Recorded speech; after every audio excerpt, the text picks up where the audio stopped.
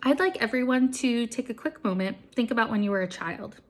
You're 6, 7 years old, getting ready for bed, crawling into your cozy bed, and mom, dad, grandma, grandpa, whoever's taking care of you comes in to read you a bedtime story. Now, perhaps a book title instantly pops in your head, or a book series that started your love for reading at an early age. I'd like you to think about that and really reflect on how you felt in that moment that you were being read to. Did you feel happy, safe, loved?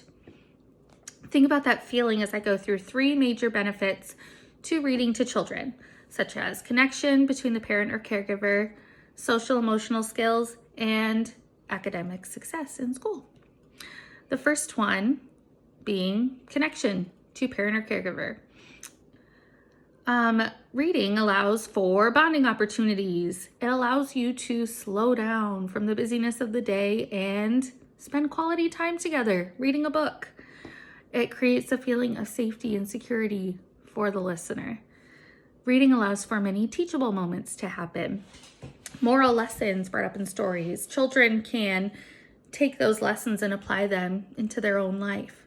Conversations that might not have normally been brought up can be brought up through reading and can help parents navigate maybe tricky conversations with kids. All of that connection plays into a child's social emotional skills. Excuse me. Empathy is a big one. Children can learn empathy through their characters' experiences in the story.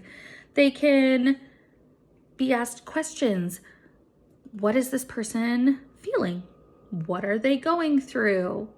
And that allows children to put words to feelings. For example, if a child is angry, but they don't know that they're angry, and they listen to a story where, another character knocked over their blocks and they got red in the face and they felt hot and they were really mad, they can learn, oh, I felt like that. That's how I'm feeling. I'm feeling angry. And then they can express that to the grown-up in their life, and they can navigate through that, which brings me into behavioral issues.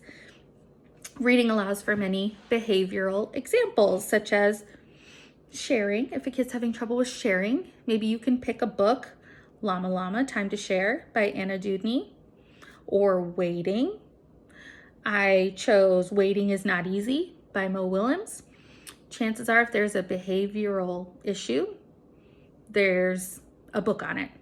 And that could be used as a behavioral example to help a child navigate those feelings. It helps them cope with emotions, and reading's a stress relief. Think about it in the evening, a lot of times people like to read, or sitting outside relaxing, read. So it's the same for children. It can be a big stress relief to read. Now, with the connection to their parent or caregiver, learning of social emotional skills, that all paves the way for success in school in an academic setting. In an interview that I conducted with the 1st grade teacher here at Ellendale Public School, her name is Mrs. Lamada, she had talked about how reading helps stimulate imagination, improves vocabulary, and improves their attention span. Reading really gives kids a jump start, as she put it.